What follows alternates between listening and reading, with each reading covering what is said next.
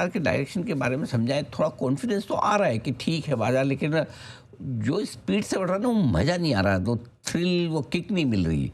ऐसा लग रहा है बोरिंग सा हो गया है मार्केट सर। अनिल जी, आपके शो पर इन्वाइट करने के लिए बहुत-बहुत थैंक यू धन्यवाद। Sir. I always enjoy coming over here.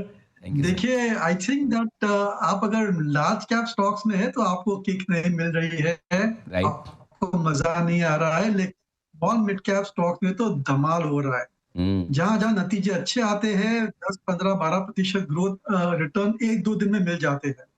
और ये अर्निंग सीजन बहुत ही बढ़िया रही है।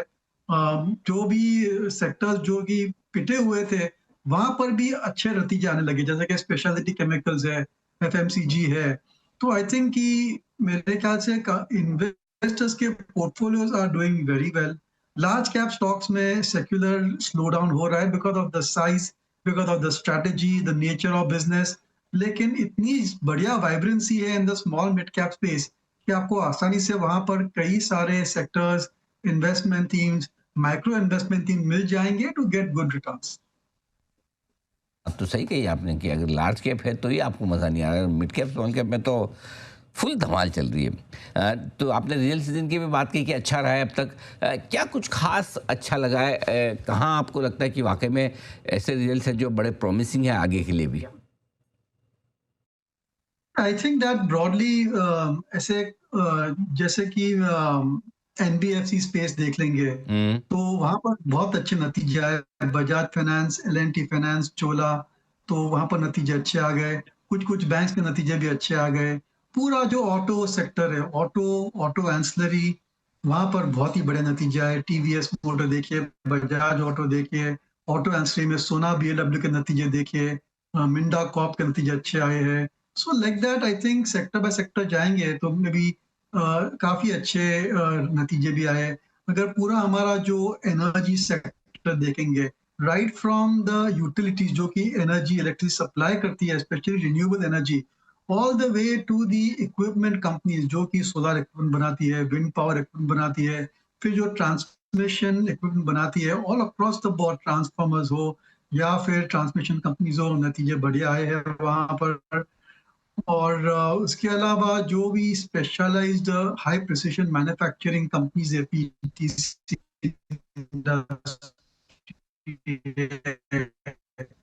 हम्म। केआरएन एनर्जी है, या एक्सपोर्टर्स ने भी काफी अच्छे दिखाए हैं, जैसे टेक्सटाइल्स हम देखेंगे, अपैरल्स। तो मेरे ख्याल से apart from a few soft sectors like technology, broadly there are very good stories across the board.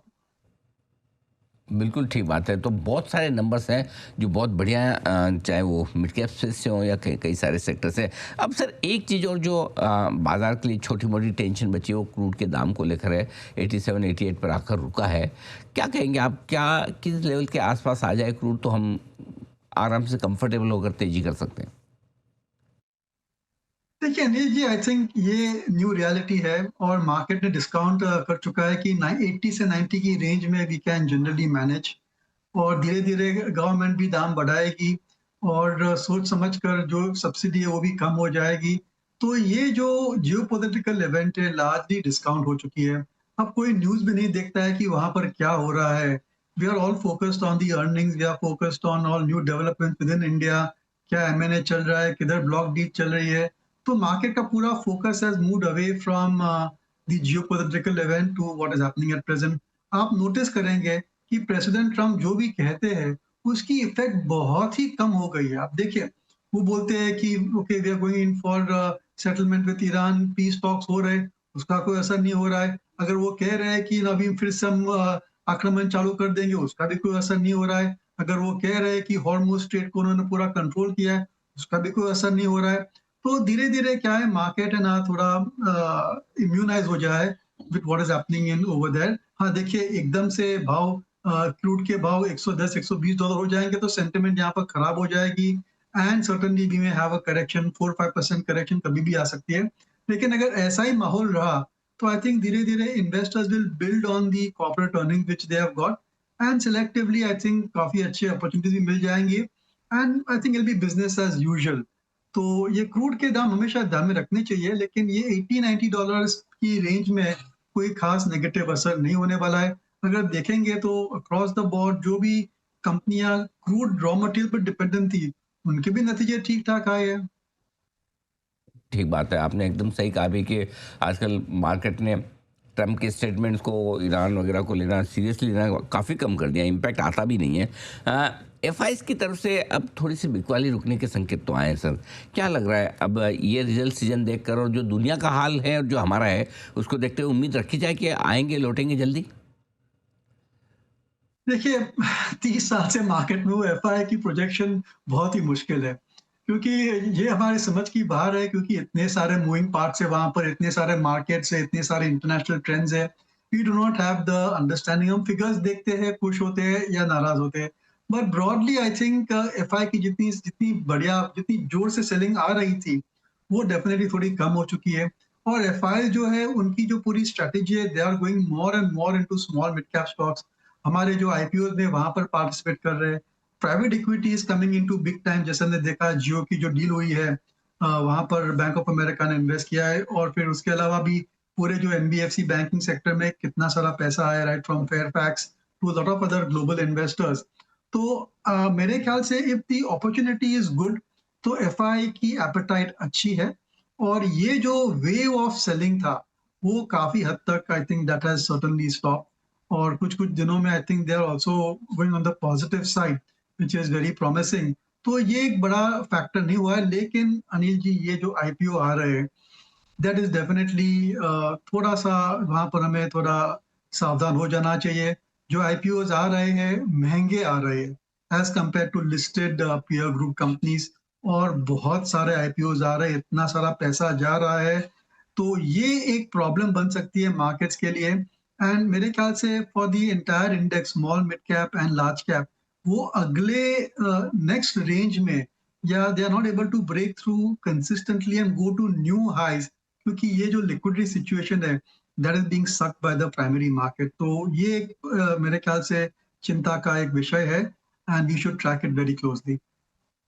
अच्छा पॉइंट आपने कहा कि मार्केट से जो आईपीओ, ऑफर फॉर सेल, इनसे जो लिक्विडिटी निकल रही है ब्लॉक डील वगैरह से, इस पर ध्यान रखने की ज़रूरत है सर। ऐसे में बताएं, चूँकि आप थोड़े पॉजिटिव हैं ब्रॉडर मार्केट पे, mid cap small cap share में, कौन सी स्पेस, कौन सी थीम्स दीपेंद्र सर आपको लगती है जहां अब निवेश कर सकते हैं इस वक्त भी?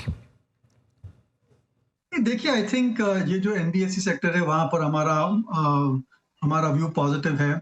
और वहाँ पर भी at the expense of banks they are gaining market share. Of course ये जो आरबीआई की नई पॉलिसी है, उस पर थोड़ा असर हो सकता है, तो वो एक अच्छा स्पेस लग रहा है हमें, क्योंकि कंज्यूमर स्पेंडिंग भी वहाँ पर धीरे धीरे इम्प्रूव हो रही है।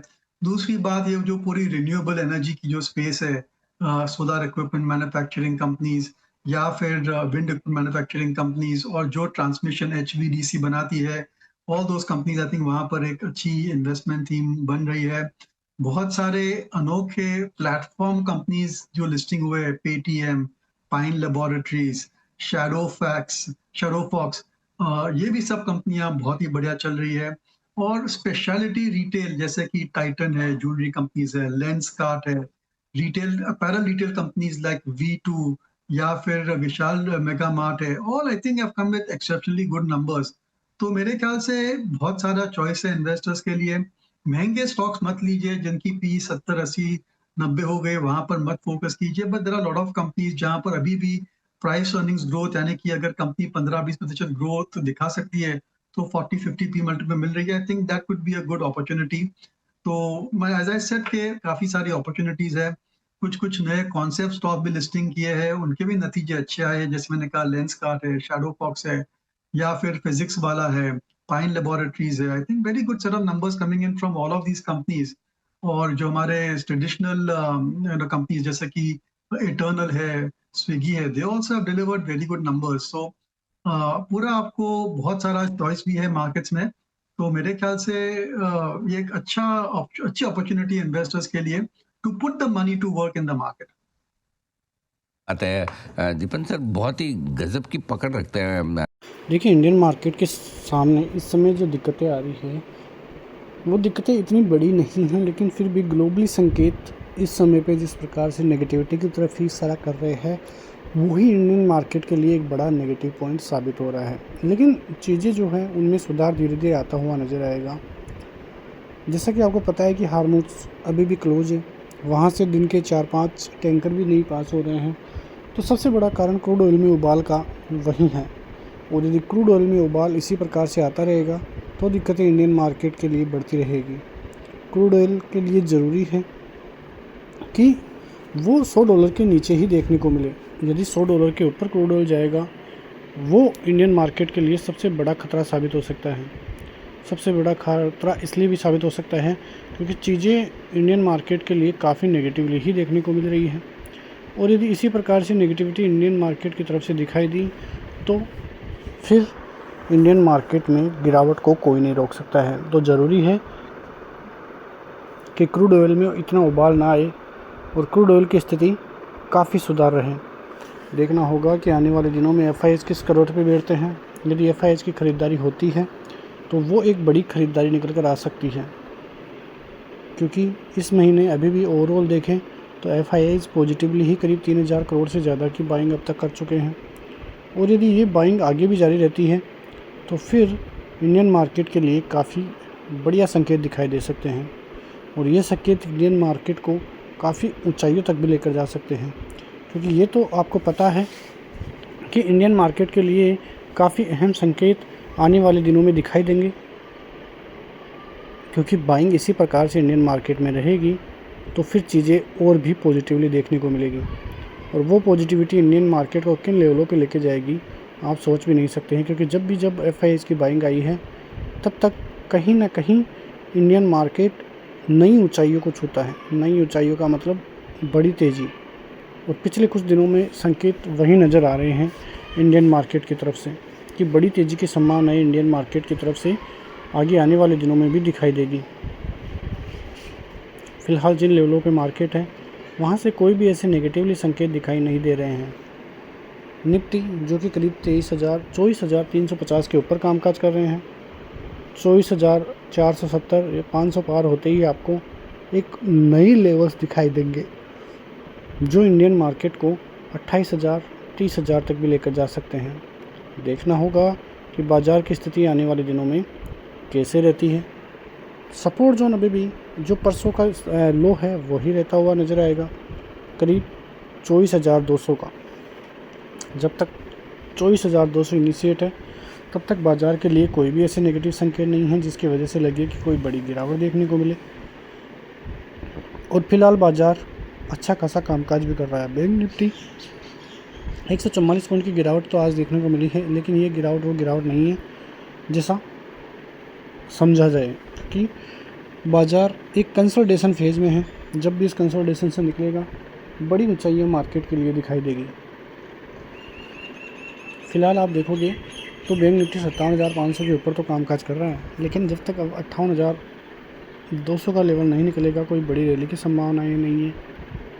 58,200 पार होते ही फिर बाज़ार के लिए काफ़ी अहम संकेत दिखाई देंगे।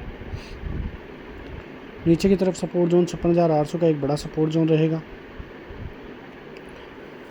56,800 नीचे की यदि टूटता है तो फिर बड़ी दिक्कतें देखने को मिलेगी, लेकिन फ़िलहाल ऐसे संकेत भी बाज़ार की तरफ से नहीं है। तो देखना होगा कि किस प्रकार से इंडियन मार्केट में तेज़ी देखने को मिलेगी। नेक्स्ट वीडियो में, तब तक के लिए जय हिंद।